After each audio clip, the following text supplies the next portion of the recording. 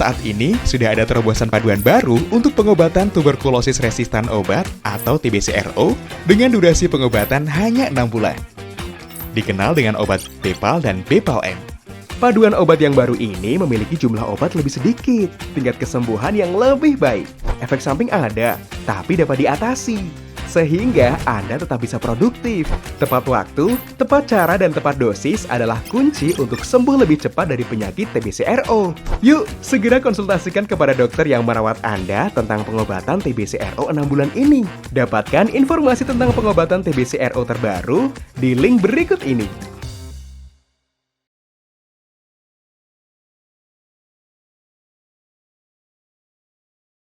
Assalamualaikum warahmatullahi wabarakatuh. Halo, salam jumpa pemirsa. Apa kabar Anda? Saya doakan semoga semua dalam keadaan sehat walafiat. Pemirsa, istimewa sekali kali ini Batu TV berada di ruang podcast Dinas Kesehatan Kota Malang, Jalan Simpang LA Sucipto, nomor 45, Kota Malang, pemirsa. Nah, pemirsa, kita akan berbicara tentang hak setara untuk semua bersama kita bisa, pemirsa ya. Tentunya kita nggak sendiri ya. Saya bersama dengan yang cantik, yang ganteng begitu ya. Assalamualaikum, ada Ibu Dian Lestari selaku konselor Point of Care Kota Malang. Selamat pagi. Cantik sekali hari ini ya. Terima kasih Mbak, juga cantik sekali. Oke. Tadi mana tadi ini? Dari rumah? Dari rumah. Ditelepon disuruh ke sini. Oke, Pak. Berangkat tadi ya.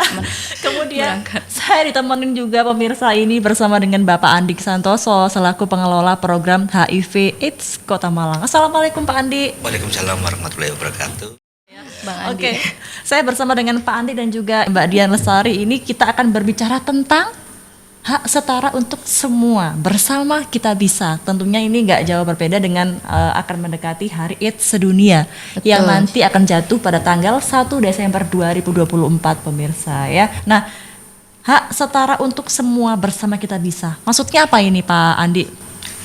Maksudnya gini, hak setara untuk semua bersama kita bisa artinya bahwa di program penanggulangan HIV/AIDS ini ya klien antara pasien dengan petugas dan sebagainya itu jelas hak-haknya, jelas kewajibannya, dan itu untuk juga mengurangi stigma dan diskriminasi, dan tentu peran-peran teman-teman ODIF orang dengan HIV/AIDS itu juga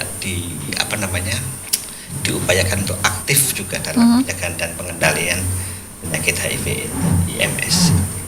Oke, seperti itu ya Mbak Dian ya? Betul sekali.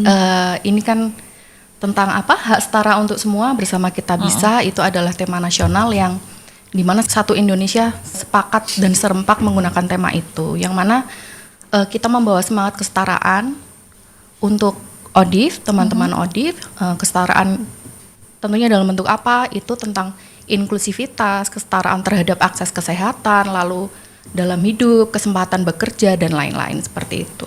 Nah, ini untuk ODIF begitu ya. Ini untuk ODIF yang seperti apa ini, Mbak Dian? Gimana Mas? Istilah ya, ODIF. ODIF itu adalah teman-teman yang sudah positif HIV. Nah, untuk teman-teman yang sudah positif HIV begitu, ini apakah langsung ditangani ke dinas kesehatan atau mungkin masih dari lini setempat dari komunitas biasanya?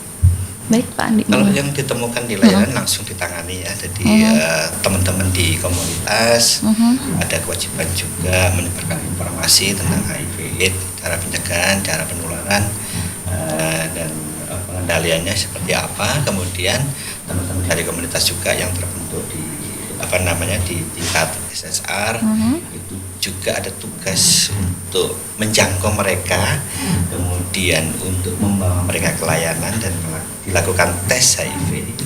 Apabila nanti misalnya tes HIV-nya hasilnya reaktif, sekaligus nanti bisa mendapatkan pengobatan seperti itu. Nah, ini kalau hasilnya non reaktif itu di layanan tertentu ada 7 layanan puskesmas itu bisa ditawarkan exposure prophylaxis. Nah, untuk teman-teman populasi kunci yang punya risiko tinggi penularan HIV. Iya. Layanan berarti ya Pak Andi. Untuk layanan berarti di semua puskesmas ataupun rumah sakit di Kota Malang semua ada.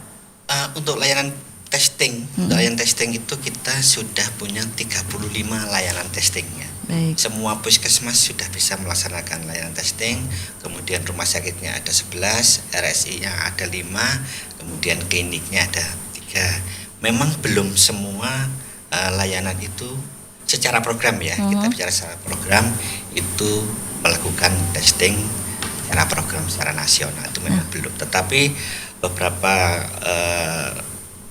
klinik misalnya para klinik atau bidang praktek mandiri itu sudah melakukan juga sebenarnya, tapi memang belum tercatat di program nasional seperti itu. Nah, ini kan ada sekitar 35 layanan testing di Kota Malang. Ini termasuk rumah sakit dan juga puskesmas. Iya.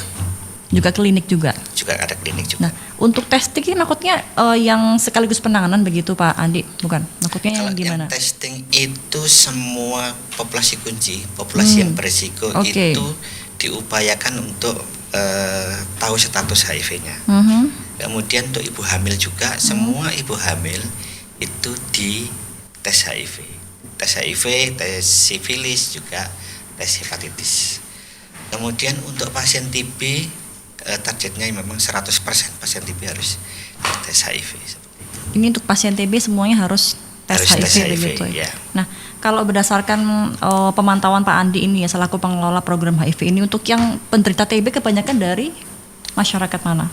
Penderita TB Mayoritas. kalau asal usul saya kurang tahu ya, tetapi memang penderita TB sebatas yang saya tahu, karena angkanya saya nggak hafal ya. Jadi sebatas yang saya tahu itu memang ada kecenderungan meningkat. Kira-kira terjadinya peningkatan itu kan setelah saya lihat datanya tiap tahun ya, dari mulai tahun 2019 hingga 2023 kan untuk penderita HIV di Kota Malang ini kan semakin tahun meningkat begitu. Kira-kira ini penyebabnya apa ini Pak? Yang paling besar adalah hubungan seks.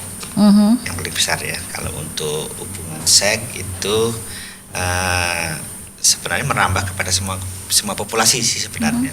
Tapi ada hubungan seks yang berisiko itu pada komunitas-komunitas tertentu itu yang tinggi.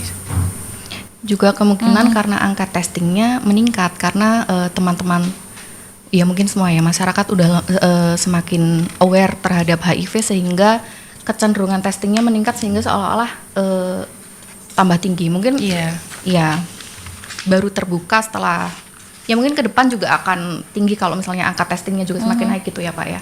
Seolah-olah trennya bukan seolah-olah ya mungkin memang meningkat, tapi ya kesadaran itu juga menjadi seperti apa ya, seolah-olah menambahkan angka tersebut seperti itu untuk tes. Mbak Dian Lestari ini kan konselor dari Point of Care di Kota Malang begitu ya. Nah, udah berapa lama ini Mbak Dian? Kita start running itu mulai bulan April ya Pak ya, tapi saya masuk per Mei. Gitu sebagai konselor. Ya? belum ada setahun berkecimpung di HIV. Berarti belum sampai setahun ya udah menjabat sebagai konselor Point of Care Kota Malang begitu. Kira-kira yang ditanganin di sini apa aja ini Mbak Dian? Baik, mungkin saya sedikit menjelaskan dulu tentang Point of Care ya. Mungkin banyak juga yang belum tahu Point of Care itu sebenarnya sama layanan HIV, layanan testing HIV dan pemberian PrEP, tetapi ini berbasis komunitas. Artinya apa? Ya kami lebih mendekat ke teman-teman komunitas. Artinya tidak seperti fasilitas kesehatan yang reguler atau konvensional seperti itu. Berkantornya juga dengan LSM sehingga mungkin lebih familiar, lebih mudah menjangkau teman-teman dari populasi kunci yang memang dijangkau oleh teman-teman LSM seperti itu. Jadi untuk POC sendiri yang kami layani adalah teman-teman populasi kunci. Ada beberapa populasi tetapi prioritasnya ada 4. Yang pertama LSL, kemudian yang kedua transgender, lalu pekerja seks, dan satunya penasun atau pemakai narkoba suntik begitu. Nah ini yang tergolong dari populasi kunci ini juga apakah pada akhirnya menjadi fokus tersendiri dari Dinas Kesehatan ini? Betul sekali. Ini kan ya, pasti Pak, kan prioritas POC program kan ya Pak ya. Di bawah naungan Dinas Kesehatan begitu ya. Iya, di bawahnya Dinas Kesehatan. Secara program memang menjadi fokus ya secara program karena memang angka penularan itu yang tinggi di teman-teman populasi. Yang 4 tadi. Baik, ada LSL, kemudian ini ya, LSL itu yang seperti apa ini? LSL itu laki-laki yang seks dengan laki-laki, tidak selalu homo ya, tidak selalu homoseksual. Tapi Intinya bisa laki-laki yang seks laki-laki, bisa. bisa biseksual seperti itu. Itu berarti dia ketertarikan laki-laki dengan laki-laki begitu. Tidak selalu ketertarikan laki-laki dengan laki-laki. Kalau misalnya dia tertarik dengan transgender, dia tidak melihat transgender ini sebagai laki-laki, tetapi sebagai transgender itu. Tetapi perilaku seksnya kan laki-laki tetap dengan laki-laki. Jadi memang secara istilah itu LSL, bukan kita menyebut gay atau homoseksual, Oke. tapi lebih ke perilaku seksualnya, laki-laki seks dengan laki-laki seperti Berarti itu. dengan gay berbeda ya, tidak sama dengan gay begitu ya. Iya. Kalau apa yang saya tangkap ya, saya terima gay itu antara perasaan dan orientasi seksualnya itu Iya. pure ke laki-laki. Tapi kalau LSL, lelaki suka seks dengan lelaki itu bisa saja dia bisek, bisa saja dia punya istri, punya pacar dan Iya. sebagainya. Tapi juga dia bisa melakukan hubungan seks dengan laki-laki. Berarti kalau sesuai dengan yang pemantauan dari Mbak Dian selama ini apakah mereka kebanyakan berkeluarga yang mungkin dari LSL ini? Ini gimana ya Pak ya? Karena Banyak ya, ya itu secara kode etik mungkin saya tidak boleh menceritakan, tetapi ya Kira-kira persentasenya berapa persen sih kalau? Kebanyakan tidak berkeluarga. Oke, Ya, kebanyakan tidak berkeluarga. ya. Oke. Nah, ini kan mendekati Hari HIV Sedunia tanggal Ya. 1 Desember 2024. Nah, kira-kira yang telah dilakukan oleh teman-teman komunitas terutama dari POC ini apa aja sih yang telah dipersiapkan ini? tentu bukan hanya POC saja ya Mbak ya. Kita untuk memperingati Hari AIDS Sedunia memang dari Dinas Kesehatan atau dari Ya. Pemkot Pak? Dari Dinas Kesehatan. Dinas Kesehatan memang ada satu kegiatan peringatan nanti pada tepat 1 Desember, dan memang Dinas Kesehatan kami ini di Kota Malang merangkul dari banyak Populasi. teman-teman Ya, jejaring termasuk OPD nanti ya. dari LSM, iya betul, OPD dari LSM kita. POC begitu, bahkan Dari panitianya layanan. juga dari Ya. teman-teman komunitas ya Pak ya. Ya, layanan juga. Oke, ini setelah saya membaca ini ternyata tren capaian kasus HIV di Kota Malang ini ya mulai Januari hingga Desember ini ya banyak meningkat ya untuk yang reaktif ya. Makin banyak ya. Ini naik turun ini ya Pak ya. Kalau itu naik turun ya, tapi rata-rata sekitar 40 lah satu bulan. Per bulan Angka sekitar 40 itu cukup banyak ya. Kalau dulu di Kota Malang itu nomor 2 se-Jawa Timur. nomor 2 se-Jawa Timur. Sekarang itu sudah sekitar nomor 7. Nomor 7. Ya, karena di daerah lain juga aktif juga untuk program HIV/AIDS sehingga penemuan-penemuan juga tinggi. Betul, ternyata memang rata-rata juga di daerah lain maksudnya itu juga penemuannya tinggi. Nah, yang Malang kota yang nomor 2 dulunya sekarang sudah bergeser. Sekitar tahun berapa tuh Pak yang dari peringkat 2 sampai sekarang bisa 7? Itu mulai tahun 2005 kita secara program sudah berjalan ya sampai mungkin tahun 2015 ya itu sudah mungkin masih karena memang waktu itu memang kota-kota terpilih saja ya. Nah sekarang ini seluruh kabupaten kota di Jawa Timur sudah sama sih sebenarnya kegiatan. Baik, ini tadi kan ada 4 untuk populasi kunci yang menjadi fokus begitu ya. Di antaranya ada yang dari ibu pekerja begitu. Yang terakhir tadi Pekerja seks. pekerja Iya, seks ini pekerja berarti seks. yang tidak berkeluarga atau apa biasanya? Wah kalau itu kan susah ya identitas Iya, itu memang iya. kita nggak bisa Betul. nggak bisa tahu lebih jelas ya. Tapi yang jelas bahwa sasaran itu mengarah ke sana. Kalau berkeluarga atau sudah pernah berkeluarga kita nggak pernah tahu. Baik, ada 4 kunci yang ini yang menjadi fokus. Yang selain itu berarti maksudnya tidak begitu diprioritaskan begitu atau bagaimana? Kalau secara program-program tertentu, ya. Tetapi yang lain juga, misalnya kita ke teman-teman, misalnya pasangan ODIF, kemudian pasangan Risti, mungkin calon pengantin yang secara volunteer mau tes juga untuk untuk HIV, kemudian ada pasien hepatitis juga kita tes. Pelanggan pekerja seks. Kalau pelanggan pekerja seks itu kan susah. Iya. Yang nampak dengan seperti komunitas itu yang mudah kita dijangkau oleh teman-teman komunitas, diajak ke layanan untuk dilakukan tes, itu ya memang rata-rata itu. Yang biasanya seringkali menuju ke teman-teman komunitas itu dari kalangan mana? Mungkin ini. Yang mungkin Gini. mereka ingin privatnya lebih terjaga begitu. sama-sama komunitasnya biasanya. Kalau misalnya LSL biasanya tim penjangkaunya juga teman-teman LSL. Penasun juga sama, tim penjangkaunya juga dari Penasun. Kalau WPS mungkin ada beberapa yang kita melibatkan komunitas juga. Nah, tadi kan Pak Andi mengatakan bahwa untuk calon pengantin juga nggak apa-apa ya untuk tes HIV begitu ya? Tes HIV nggak apa-apa. Kita memang belum ada aturan yang mewajibkan ya tes HIV untuk mengetahui pasangannya. Kalau mewajibkan nanti ada risiko yang diambil oleh pengantin gitu ya. Mungkin kalau ternyata hasilnya tidak sesuai yang diharapkan nanti Batal menikah. menikah, nah nanti resikonya ke petugas. Iya. Oke. Tapi kalau dari laporan dari Puskesmas ataupun di rumah sakit juga ada ya yang dari calon pengantin yang Ada. menikah, mereka akhirnya memeriksakan tes HIV begitu. Ada. Ya. Apakah untuk prosedurnya sama dengan yang itu tadi yang populasi kunci?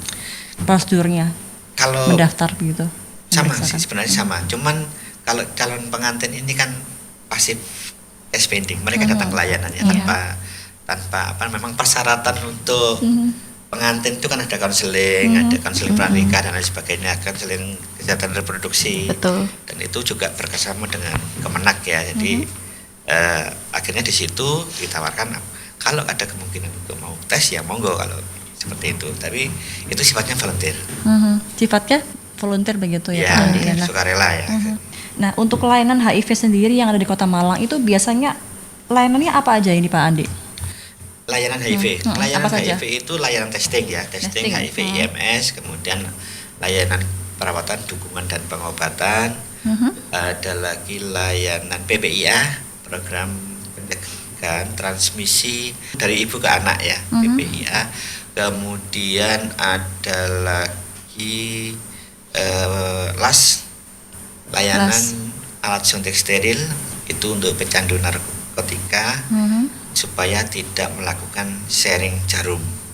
Karena ini transmisinya dari sharing jarum kalau untuk pecandu. Kemudian ada lagi layanan PrEP tadi ya, pre-exposure prophylaxis, ada layanan POC, ada layanan PTRM, program terapi rumahan metadon juga untuk teman-teman yang pecandu golongan opiat. Extra hour belum. Extra Extra hour, hour ya. ya, extra hour itu pelayanan di luar jam kerja. Di luar Itu jam. ada di 2 puskesmas, masing-masing 2 hari. Oke, berarti ini untuk prosesnya untuk dari testimoni, testing tadi ya, testing begitu ya. Testing. Ini berapa lama biasanya Pak untuk mereka melakukan testing ini? Testing. Prosesnya. Sebenarnya nggak lama ya, langsung aja datang ke layanan, apakah datang sendiri atau rujukan, kemudian konseling, dari konseling itu ya dites. Iya. Oke, dia yang mendapatkan rujukan itu maksudnya dari yang vaskes pertama begitu biasanya atau Dan rujukan itu dari Dari teman-teman teman-teman penjangkau. dari penjangkau. teman-teman Itu. penjangkau? Iya, Oke. betul. Dari teman-teman penjangkau begitu. Biasanya yang dari mana, Mbak?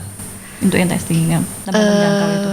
Kalau di Malang sendiri kan LSM-nya atau teman-teman penjangkaunya banyak ya Mbak, dari banyak LSM. Nah, satu LSM ini punya fokus berbeda tiap Oke.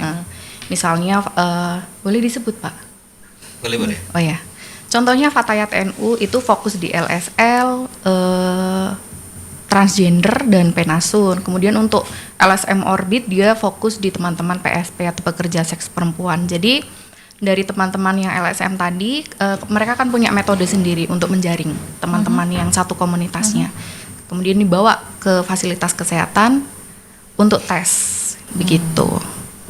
Nah, mereka memiliki metode tersendiri untuk bagaimana cara menjaring gitu. Maksudnya Ya. untuk melakukan pendekatan begitu. Melakukan pendekatan ke populasi-populasi yang berbasis komunitas tadi. Nah, apakah dari POC sendiri mengetahui untuk metode pendekatan seperti apa? Mungkin sempat berkonsultasi dengan teman-teman POC begitu. Iya, ada beberapa. Mungkin saya nyebut yang penasun ya.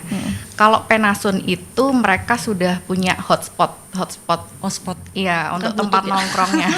Tempat nongkrongnya tersendiri seperti itu. Jadi nanti Oke. penjangkaunya ke tempat nongkrong itu tadi untuk membawa teman-temannya untuk tes. Begitu. Begitu pula transgender. Populasi-populasi yang kita jangkau ini kan masih rawan stigma dan diskriminasi. Jadi mereka cenderung untuk berkelompok sehingga sudah membentuk satu komunitasnya sendiri sehingga ya Sebenarnya lebih mudah iya, ya. lebih mudah Lebih karena mudah berarti iya, ini, Pak Andi. penjangkaunya Lebih harus kelihatan dari satu komunitas itu karena lebih mudah untuk masuk. seperti itu. Kalau yang Fatayat NU kan dia lebih ke transgender dan LSL dan Penasun. Penasun. Untuk Iya. yang transgender dia untuk penjangkauan teman-teman dari komunitasnya gimana ini? Apakah juga di komunitas begitu, di tempat-tempat mungkin dia ketika nongkrong, kemudian pendekatan di situ atau gimana? Kalau dari yang ini. Fatayat Kalau NU. saya mungkin saya kan juga belum lama ya Mas Sista. Cara pengamatan saya seperti ini. Kalau transgender itu mereka berkelompok, karena kan nggak semua masih susah diterima gitu Pak ya mungkin di masyarakat, sehingga mereka seperti membentuk satu komunitas keluarga sendiri begitu, walaupun mereka tidak satu tempat tetapi sudah berjejaring gitu Mbak. Sudah saling tahu begitu siapanya. Tapi ketika Begitu. ada masyarakat yang mengetahui bahwa itu komunitas tersebut, apakah mereka sempat ada seperti tersinggung atau mungkin akhirnya mereka menghindar atau bagaimana? Gitu, Tapi Mbak. saya kira lebih diterima ya Pak ya. Lebih diterima. Seperti contohnya satu transgender yang saya kenal itu juga aktif di sosial di masyarakat, ikut pengajian, ikut bantu-bantu rewang kalau ada acara seperti itu. Malah lebih aktif begitu Iya, ya di kegiatan aktif mereka. sosialnya. Iya. Oke. Kemudian tadi Pak Andi mengatakan ini ada DPIA ya? PPIA, Oh, PPIA. program pencegahan transmisi HIV dari ibu ke anak. Itu untuk ibu dan anak. Berarti itu Bapak enggak ya? Ibu ke anak, ibu ke anak, ibu ke anak. Ibu ke anak. Ibu Iya, ke anak, ke transmisi, bayinya ya. penularan Jadi ke bayi. proses penularan itu mulai dari kehamilan, persalinan, kemudian proses menyusui. Menyusui. Gitu. Berarti ini untuk keterkaitan dari ayahnya tidak ada keterkaitan ya? Selama Pak Andi? kalau ibunya tidak reaktif tidak ada masalah sih sebenarnya ya, karena memang ibunya yang menularkan ke bayinya, bukan bapaknya gitu. Bapaknya menularkan ke Ke ibunya. ibunya bisa menular jadi ke menularkan bayi. ke bayinya. Baik. Itu ketika waktu masa hamil berarti ya Pak Andi? Bisa masa kehamilan, masa persalinan maupun proses menyusui. Atau bisa saja sudah kena sebelum hamil Pak ya. Kemudian baru tahu, karena kalau di program hamil itu kan ada namanya triple eliminasi, dan itu wajib untuk ibu hamil, yaitu melakukan tes HIV salah satunya.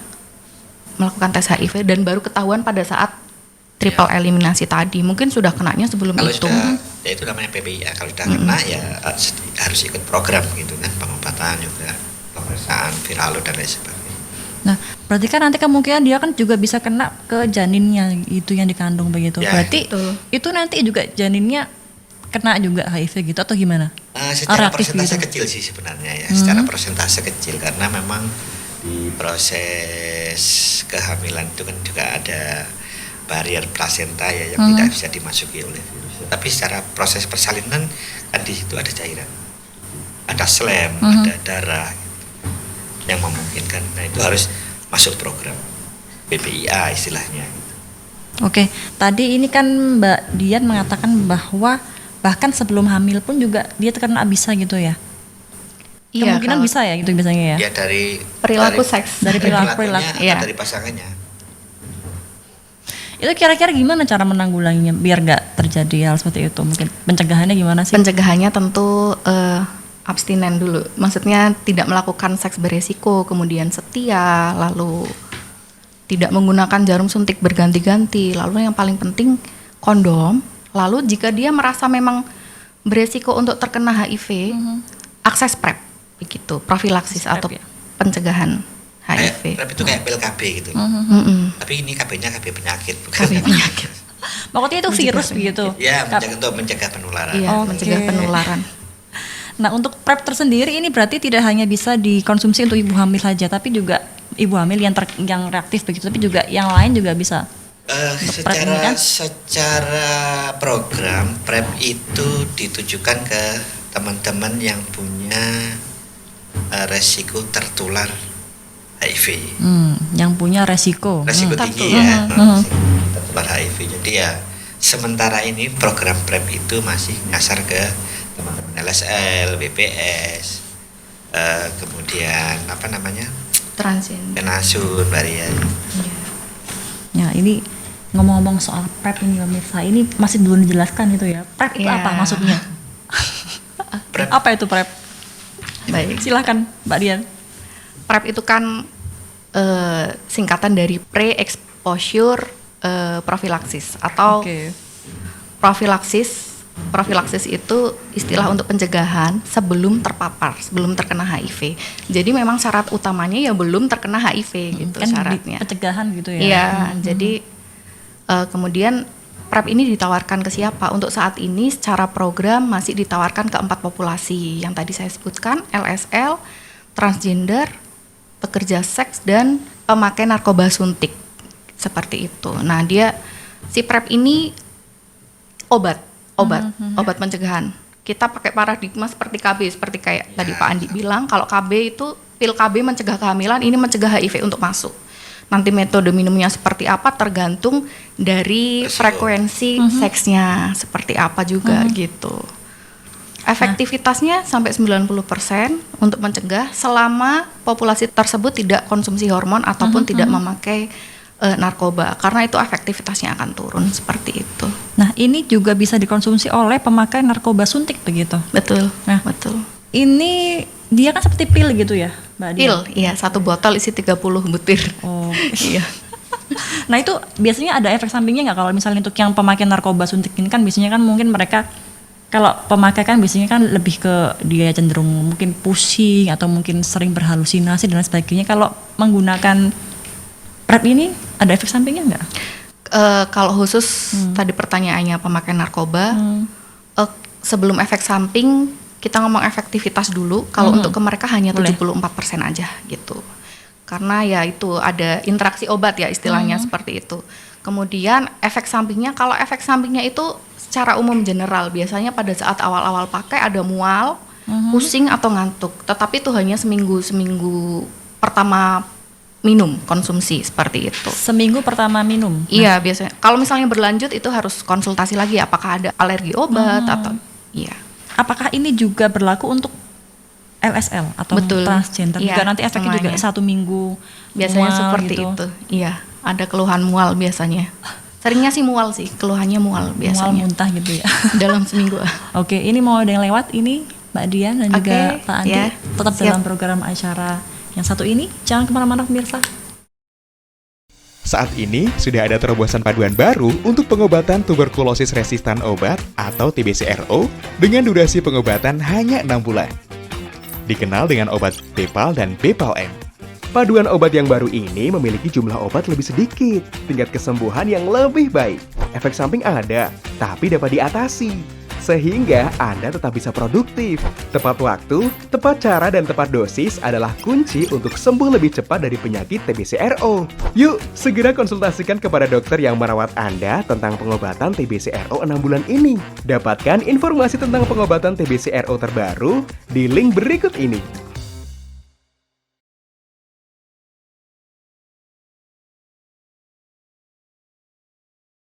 Halo, terima kasih Anda masih bersama kami di Hai Dinkes pemirsa. Saya masih bersama dengan Mbak Dian, dengan Pak Andi. Masih semangat ya Pak ya? Masih ya? Masih. Oke, kita masih berbicara tentang hak setara untuk semua bersama kita bisa dalam rangka untuk Hari AIDS sedunia tanggal 1 Desember 2024 nanti ya. Baik, kita berbicara lagi tentang PrEP tadi ya Mbak Dian ya. Nah, ternyata dia kan juga ada efek sampingnya untuk 1 minggu pertama mual muntah begitu ya. Setelah itu apa yang dia rasakan biasa gitu? Setelah seminggu itu kan tubuh sudah beradaptasi dengan obatnya. Jadi efek sampingnya minimal. Tapi kalau masih dirasakan bisa langsung konsultasi ke layanan ke dokter seperti itu. Barangkali ada alergi obat atau ada lain-lain seperti itu yang harus diasesmen oleh dokter seperti itu. Biasanya untuk alergi obat itu apa ciri-cirinya? Mungkin dia gatal atau mungkin mual yang tidak kunjung usai atau gimana Pak? Kalau alergi itu sifatnya spesifik per individu ya, jadi tidak sama dengan secara umum harus seperti ini. Kadang memang ya adanya lemes, kadang ada yang lemes, ada yang mual, ada yang pusing, Gatel. Ya. Kalau yang untuk pemakaian narkoba ini biasanya dia alergi obatnya apakah seperti itu mungkin?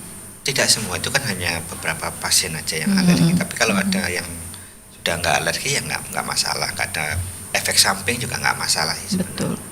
Untuk si LSL dan juga transgender ketika mengkonsumsi PrEP ini juga efek sampingnya sama?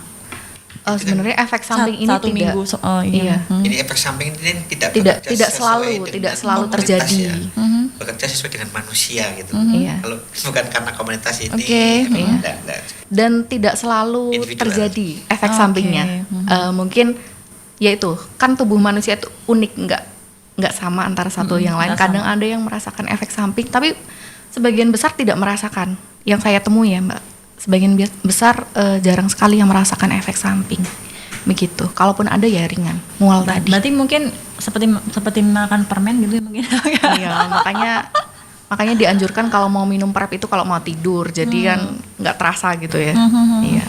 Gitu. Oke, berarti untuk PrEP tersendiri ini bisa didapat di mana ini untuk para penderita LSR, trans ataupun pemakai narkoba ini mereka bisa mendapatkan di mana ini, Pak Andi? Kalau untuk PrEP di Puskesmas Dinoyo, Puskesmas Kendal Kerep, Puskesmas Pandanwangi, kemudian Puskesmas Arjuno, Puskesmas Cipto Mulyo, Puskesmas Arjo Winangun, Puskesmas Mulyorejo. Ada 7. 7 puskesmas ya? 7 puskesmas. Berarti tidak semua puskesmas di Kota Malang ada PrEP? Belum ada. Oke. Belum semua. Dan POC. Dan juga POC. Iya. Kenapa kok tidak semua puskesmas di Kota Malang ini ada PrEP ini, Pak? Karena untuk secara nasional kan memang sementara ini buka 5 layanan dulu gitu ya. Malah kita sudah 7. Sudah 7 ya? Ya. Iya. Berarti luar biasa Secara, ya. secara program, secara dari nasional, kita untuk Kota Malang buka 5 layanan, tetapi kita sudah buka 7. Sudah bisa 7 ya. Nah, ini untuk yang di puskesmas ada 7 layanan. Kalau untuk di rumah sakit apakah ada PrEP? Tidak ada. Hanya Berarti di puskesmas. memang dikhususkan di puskesmas saja Di begitu ya puskesmas Pak Andi ya. Oke. Nah, ini berarti dia harus menggunakan sesuai dengan resep dokter begitu. Sesuai dengan Resep. asesmen dokter ya. Oke, asesmen dokter ya. Harus dengan resep dokter, betul. Nah, biasanya untuk cara pemberian PrEP itu sendiri gimana? Apakah sama seperti mengkonsumsi obat ketika orang sakit pada umumnya atau bagaimana ini, Mbak Dian? Nah, itu tiap populasi itu juga kadang ada metodenya yang berbeda gitu. Dan itu juga bagaimana mengkonsumsinya tergantung frekuensi seksnya gitu.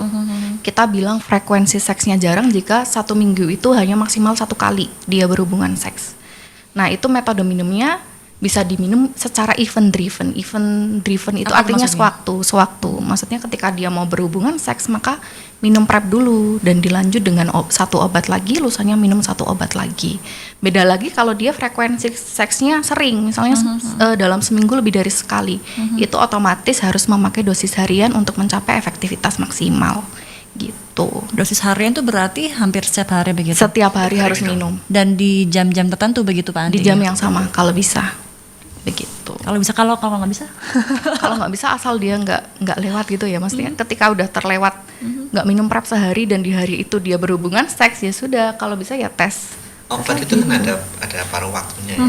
onsetnya. Ya, Iya. ada yang berjalan bisa 24 jam, ada yang 8 jam. 6 jam. Baik, berarti ini hanya ada di 7 puskesmas, bukan hanya, tapi sudah ada Sudah di ada 7 di 7 puskesmas di Kota puskesmas. Malang.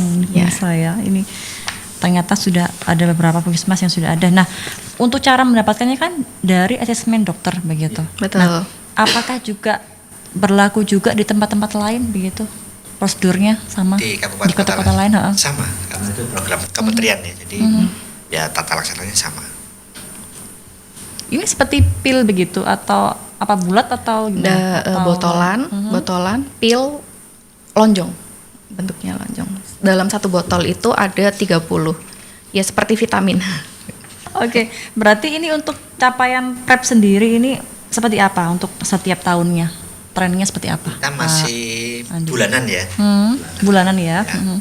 Angkanya sih sebenarnya dari awal bulan tuh mulai Iya, naik ya, iya. mulai naik, kemudian ternyata di September, Agustus Agustus tahun 2024 ini ya. Iya, betul. terus mulai turun. Karena memang teman-teman itu juga selain mendapatkan PrEP juga dimonitor juga kesehatannya juga, laboratorium tambahan, Iya. seperti itu.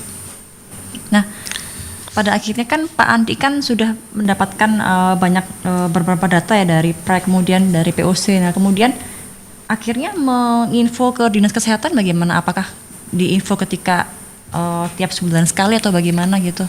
Keterkaitannya seperti apa? Untuk laporan, untuk laporan karena kita memang apa ya, komunikasi pertama dekat ya. Jadi ya sesuai dengan apa yang dicapai dilaporkan setiap bulan. Juga PrEP ini dimasukkan di aplikasi juga. Oke, ada aplikasi, ada sistemnya begitu Ada ya, Pak? sistemnya Ada ya. nasional. Dan nasional juga. Jadi monitoringnya lebih ke sewaktu-waktu lah. Berarti ini juga bisa diakses oleh dinas kesehatan setempat bisa Dinas ya? kesehatan.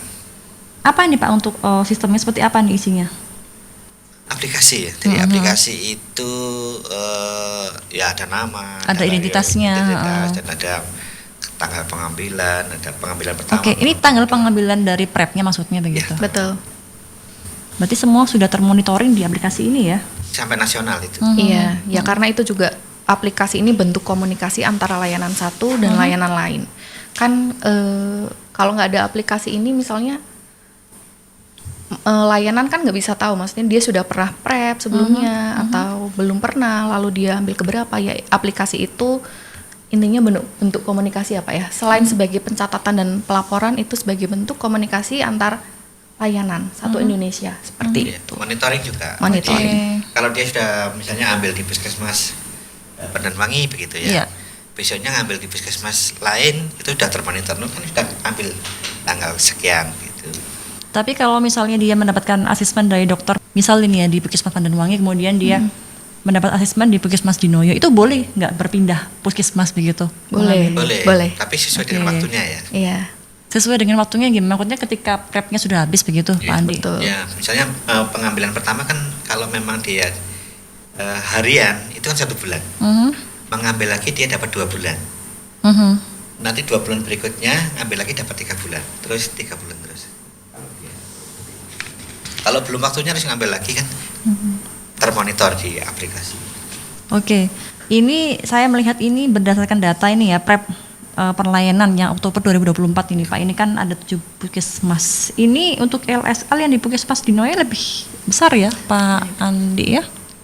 Gini, Mhm. untuk puskesmas Dinoyo itu kan memang pasiennya banyak ya. Oke. Pasiennya banyak dan yang aktif yang berobat ke sana itu 1 bulan itu sekitar 600 lebih aktif yang mengambil obat untuk berobat HIV-nya ya. Kemudian untuk testingnya juga teman-teman komunitas juga lebih cenderung ke Dinoyo. Atau mungkin aksesnya lebih mudah atau gimana ya? Memang layanan ini lebih awal. Oke, layanan lebih awal begitu ya. Berarti ini yang di Noyo ini dia layanannya lebih awal, baru yang puskesmas yang lainnya menyusul begitu ya. Ya, Untuk yang. aktivasinya tidak sama ya. Oke, maksudnya untuk aktivasi dari Aktivasi sistemnya, layanan. layanannya. Program HIV ini kan juga program yang harus disiapkan secara SDM juga, kemudian ada pelatihan dan lain sebagainya. Pelatihan-pelatihan ini kan tidak serentak. Mhm. Tahun ini berapa yang berangkat, dilatih berapa layanan, kemudian tambahan. Puskesmas Dinoyo termasuk puskesmas yang awal. Mengawali berarti ya. Baik, sekarang saya mau berbicara tentang PUC ini ya, Mbak Dian ini ya PUC. Oke. Untuk PUC sendiri ini di mana tempatnya? Di belakang Dinkes ini. Di belakang Dinkes? Iya. Di mana? Di Perumahan Gria Astri, Blok J nomor 1, Pandanwangi. Oke, ini PUC. Berarti ini lebih ke apa kegiatannya di PUC yang di Pandanwangi ini? Yang belakangnya Dinkes ini, Iya, Mbak Dian. hampir sama seperti layanan, tetapi kita tidak bisa memberikan paket yang lengkap tentunya ya. Teman-teman dari populasi kunci bisa mengakses tes HIV, kemudian mendapatkan PrEP di PUC seperti itu. Nanti setiap hari Senin itu ada dokter dan analis lab yang dari puskesmas. Jadi kalau teman-teman ingin konsultasi yang lebih mendalam seperti itu bisa datang tiap hari Senin begitu. Karena ada dokter dan analis tadi seperti itu. Di hari-hari lain hanya ada saya. Nanti konsultasi dengan dokternya kita via virtual. By video call. Nah, ini Seperti setiap hari Jumat. Senin. Ya? Oh, Senin ya. Senin sampai Jumat kita. Senin sampai Jumat dari jam 11 sampai jam 6. Maksimal jam 6. Maksimal jam 6 untuk terima klien. Kemudian di hari Senin tadi ada dokter dan analis lab. Nah, ini untuk PrEP sendiri di klinik kesehatan apa juga ada, Pak Andi? Klinik-klinik gitu. Apa hanya puskesmas? Tidak ada. Jadi obatnya itu khusus ya. Jadi yang mengeluarkan Kementerian Kesehatan. Jadi Iya. kalau mau beli itu nggak ada di luar. Di Iya. apotek bukan? Tidak ada. Ya, nanti kalau ada nanti Tidak saya juga ada. beli. Terus kenapa? Nah kalau di rumah sakit juga tidak disediakan ya Pak Andi? Tidak disediakan. Memang programnya masih di puskesmas. Apakah juga sama dengan wilayah kabupaten dengan Batu Raya juga sama begitu? Tidak semua kabupaten kota kayaknya.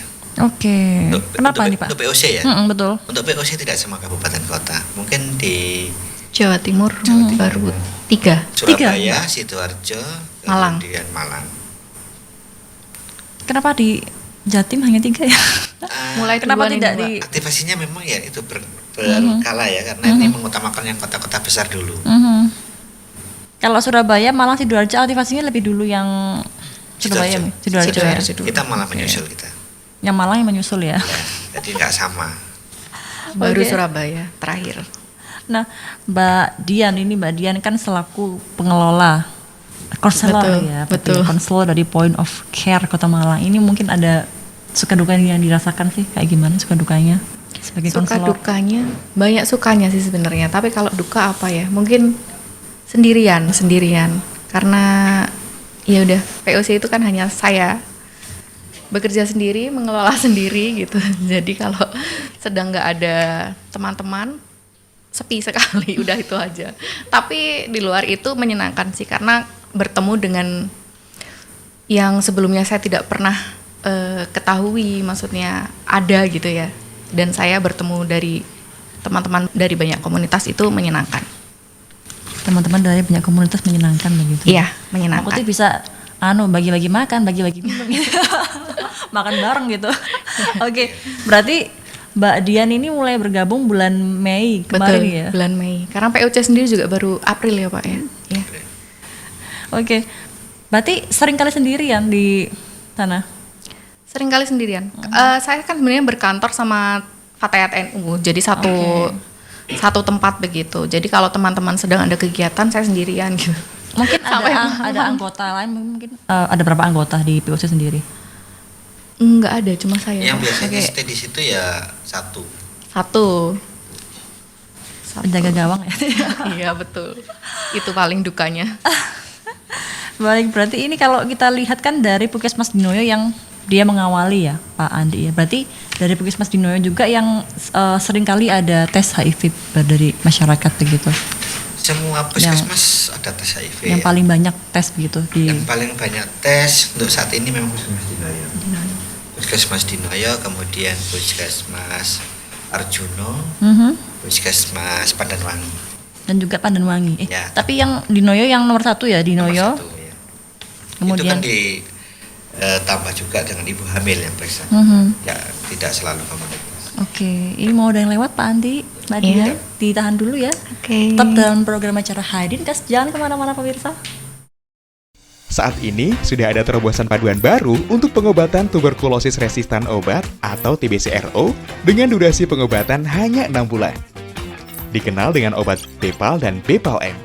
Paduan obat yang baru ini memiliki jumlah obat lebih sedikit, tingkat kesembuhan yang lebih baik. Efek samping ada, tapi dapat diatasi. Sehingga Anda tetap bisa produktif.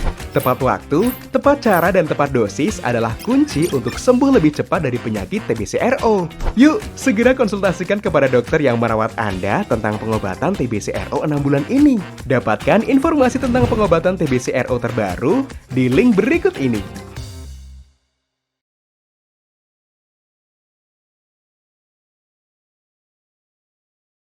Halo, kembali bersama dengan kami dalam program Haidin Kes. Kita masih bersama dengan Pak Andi, dengan Ya. Mbak Dian ya. Masih semangat ya? Masih. Oke, kita masih berbicara tentang hak setara untuk semua bersama kita bisa pemirsa ya dalam rangka Hari AIDS Sedunia tanggal 1 Desember 2024. Baik, tadi kita akan berbicara yang belum tersampaikan tentang ini ya, tentang pelayanan ya. Mungkin penambahan pelayanan begitu Pak Ya. Andi ke depannya seperti apa ini Pak Andi? Kita kan memang sudah banyak pelayanan untuk testing ya, tetapi untuk pelayanan untuk pengobatan kan kita masih ada 23 layanan. Nanti kita kembangkan lagi ke depannya, mudah-mudahan tahun ini bisa mendapatkan persetujuan dari kementerian, karena persetujuan dari kementerian itu juga untuk membuka ini aplikasinya gitu. Aplikasinya kalau belum disetujui, aplikasinya juga nggak bisa dipakai seperti itu. Nah ini ada dua rumah sakit, ada satu RSCA yang kita kembangkan untuk di tahun ini, mudah-mudahan bisa clear ya 2024. Kita doakan. Ya untuk itu. Nah, 3 lagi. Ini masih dalam tahap pengajuan ke kementerian Ya begitu. berproses untuk pengajuan ke kementerian. Nah, ini untuk yang testing kan 23 layanan. Ini maksudnya nanti akan beraplikasi begitu. Tes gini, kalau untuk layanan itu kan ada layanan yang sudah benar-benar komplit gitu ya. Misalnya kalau layanan ada testingnya, Iya. kemudian ada pengobatannya, dan ada layanan prepnya dan lain sebagainya. Itu memang tidak semua layanan seperti itu. Nah, kita nanti mengembangkan 3 layanan ini untuk menjadi layanan pengobatan. Yang 3 ini kan masih layanan testing. Nanti untuk menjadi layanan pengobatan HIV. Nah, 3 ini apa aja Pak? Ini Pak testing 3 layanan ini. Rumah sakit, ada rumah sakit, 2 rumah sakit, 2 RS, 1 RSIA. Oke, RSIA 1 ini ya. Masih tahap pengajuan begitu. Ini nanti rencananya goalnya kapan, tahun depan atau? Kalau kita pengajuan tahun ini ya, karena ini sudah menjelang Desember, mungkin bisa jadi percetusannya bisa tahun depan. Ya mudah-mudahan cepat lah. Oke. Nah, nanti ini kan ada 3 nanti. Ini rencananya nanti apakah nanti sama begitu yang dilakukan, yang Sama. pelaksanaannya begitu? Sama. Tapi memang tidak semua ada di situ ya, kayak prep, kayak layanan alat suntik steril, kayak PTRM itu belum ya. Kalau untuk yang nanti di 2 RS ini apa nanti rencananya nanti pelayanannya? Pengobatan ya. Pengobatan. Tapi belum tentu nanti ada prepnya begitu. Belum tentu ada prepnya. Sebenarnya program itu bisa masuk ke rumah sakit ya. Cuman ini kan pertimbangannya kalau di puskesmas kan lebih biasanya biaya ya. Pertimbangan biaya gitu loh. Buat saja. Nah, berarti kan ini kan untuk prep ini kan dia ada aplikasinya begitu ya? Ya. Ada aplikasinya. Nah, untuk aplikasinya ini apakah ada pelatihannya? Mungkin, Ada. Penggunaannya. Ada. Jadi kita di dinas dipanggil oleh kementerian untuk mengajak satu tim untuk pelatihan di Jakarta selama 3 hari, dan itu nanti yang akan mengajarkan di layanan-layanan yang akan buka. Seperti apa Pak itu untuk pelatihannya Pak? Mungkin. Ya aplikasi, ya farmasinya ada, RR-nya ada, petugas pencatatan dan pelapornya ada, kemudian sebagai dokternya juga ada, dan kita sebagai orang dinas ya manajemennya. Nah, tadi ini kan rencananya akan ada RSIA begitu ya. Ini nanti apakah nanti yang akan diberi prep di sini? Enggak. Oke, berarti mungkin kemungkinan 2 RS ini mungkin ya nanti ada prepnya ya. Mungkin belum, enggak juga. Enggak juga. Oke. Nah, berarti untuk stok dari prep sendiri ini berarti untuk per puskesmas ada berapa banyak sih stoknya? Stok Diberi itu berapa banyak? menyesuaikan dengan kita menggunakan kalau di awal-awal kan kita menggunakan metode asumsi ya. Asumsi populasi kunci kita sekian yang nanti akan mengakses prep sekian, kita estimasi. Setelah kita berjalan kita menggunakan metode konsumtif. Jadi kalau habis bulan ini habis berapa, obatnya nanti kita mintanya ya ada stok untuk setidaknya 3 bulan.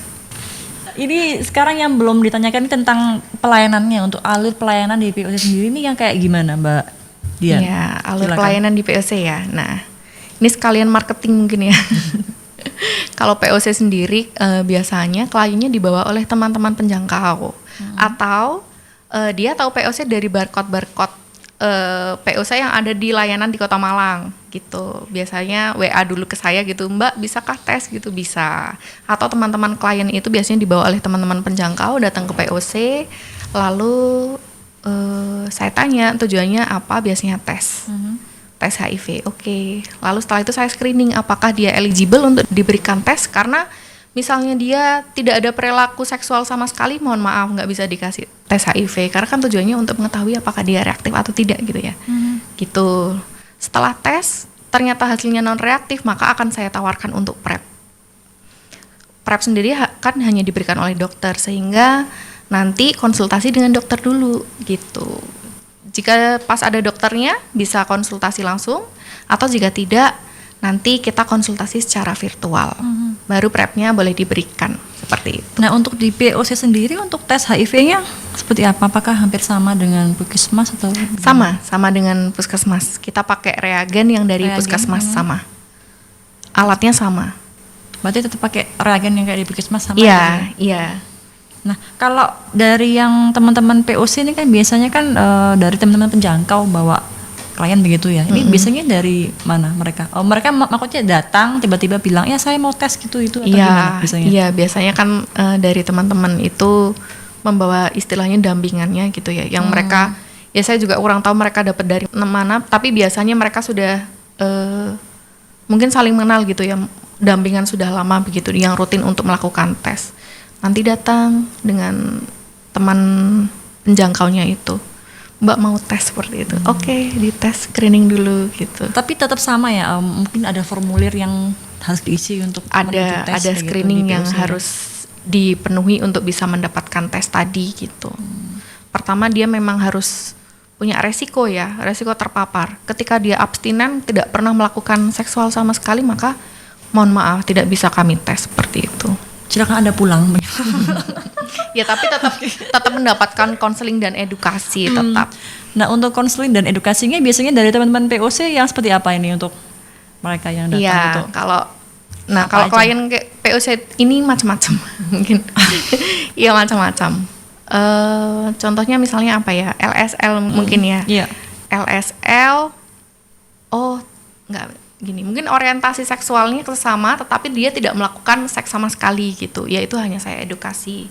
Tidak mendapatkan tes tapi ya karena tidak mengaku melakukan seks sama sekali. Lalu ada lagi yang dia melakukan seks beresiko tetapi tidak mau PrEP, menolak untuk melakukan PrEP. Itu edukasinya akan berbeda lagi gitu. Macam-macam. Itu nanti edukasinya akan berbeda begitu. Maksudnya yang gimana? Maksudnya nggak tidak sama dengan yang seperti LSL atau yang lain begitu. Intinya kalau di HIV ini edukasinya adalah prioritas utama adalah menghindari perilaku seks beresiko. Kalau sampai nggak bisa menghindari perilaku seks beresiko tadi, setia sama satu pasangan gitu, dan pakai kondom. Itu yang paling penting adalah dengan kondom gitu. Lalu jika kondom aja nggak cukup, sekarang pendekatannya adalah dengan PrEP tadi untuk mencegah gitu. Itu prioritas utama edukasinya adalah itu. Ya intinya kalau bisa ya jangan melakukan hubungan seks beresiko sama sekali gitu. Oke, tadi kan Pak Andi dengan Budian kan mengatakan bahwa untuk PrEP ini kan seperti pil KB begitu ya. Apakah nanti dia juga efeknya seperti bisa bikin gemuk atau apa, bisa nggak? Kan kalau pil KB kan gitu, efeknya ada yang bisa bikin gemuk atau mungkin apa flek atau apa gitu. Apakah kayak gitu Pak? Itu harus Budian? ada penelitian kohortnya ya, harus diikuti bertahun-tahun baru tahu ada efek tersebut. Karena kan PrEP ini di Malang juga masih baru April gitu. Berarti baru April ini ya? Baru ada sejak April PrEP di Kota Malang. Oke, berarti ini dari teman-teman di Kota Malang ini bagaimana caranya mengetahui POC kalau ada POC? Gimana caranya mengetahui? Oke. Mungkin ada Instagramnya, ada sosial medianya mungkin? Sampai saat ini belum ada, mohon maaf Instagramnya mungkin besok-besok kita akan bikin Instagramnya. Tetapi kalau misalnya nanti mau mengakses POC, bisa langsung ketik di Google POC Kota Malang. Itu akan muncul alamatnya, Google Map-nya. Kemudian ada nomor konselornya juga kalau mau janjian atau langsung datang aja ke perumahan Gria Asri J1 Pandanwangi, Blimbing Kota Malang. Begitu. Atau misalnya kalau misalnya ke rumah sakit atau ke puskesmas lain-lain ada barcode warna merah tulisannya informasi tes HIV dan PrEP gratis di Kota Malang. Nah, Langsung di-scan aja. scan aja ya. Langsung scan aja. Itu akan langsung menuju ke link Google Map sama kontak dan infografis tentang PrEP seperti itu. Berarti untuk nomor kontak WhatsApp yang di 0851 yang ini 0102 Iya, yang itu di kontaknya POC. Oke. Betul, konselor saya sendiri. Oh, berarti Mbak dia Saya yang akan membalas. Oh, Oke. mungkin ada formatnya mungkin untuk teman-teman yang mungkin mau menghubungi PrEP di nomor ini mungkin ada formatnya nama, Betul. alamat atau gimana? Tidak perlu, tinggal WA saja kebutuhannya apa, nanti saya balas. Personalisasi sekali supaya klien juga merasa lebih dekat dan akan merasa nyaman dan terbuka begitu.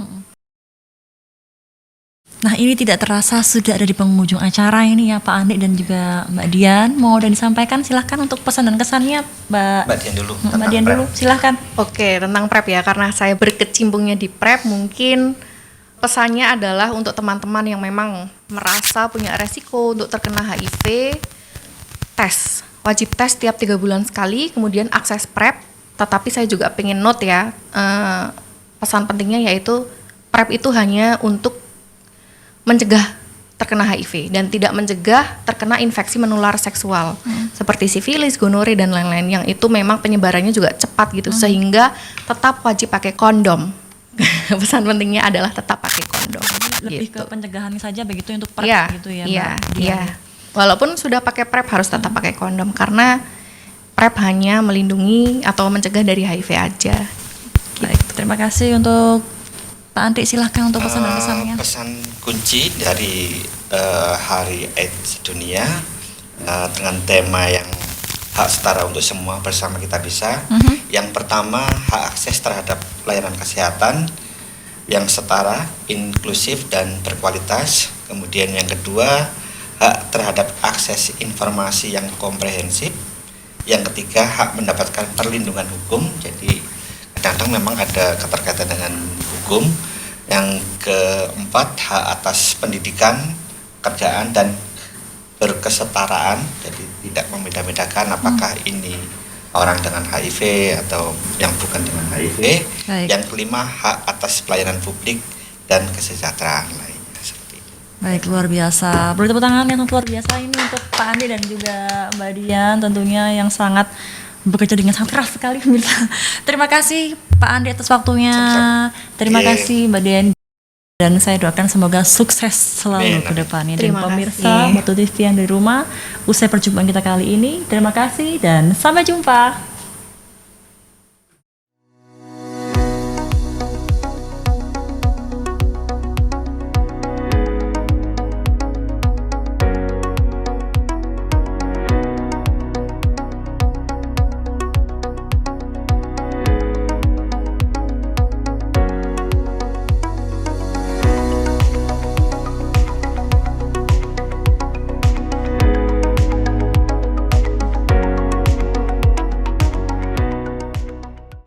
Saat ini sudah ada terobosan paduan baru untuk pengobatan tuberkulosis resistan obat atau TBC-RO dengan durasi pengobatan hanya 6 bulan. Dikenal dengan obat Bepal dan Bepal-M. Paduan obat yang baru ini memiliki jumlah obat lebih sedikit, tingkat kesembuhan yang lebih baik. Efek samping ada, tapi dapat diatasi. Sehingga Anda tetap bisa produktif. Tepat waktu, tepat cara, dan tepat dosis adalah kunci untuk sembuh lebih cepat dari penyakit TBC-RO. Yuk, segera konsultasikan kepada dokter yang merawat Anda tentang pengobatan TBC-RO 6 bulan ini. Dapatkan informasi tentang pengobatan TBC-RO terbaru di link berikut ini.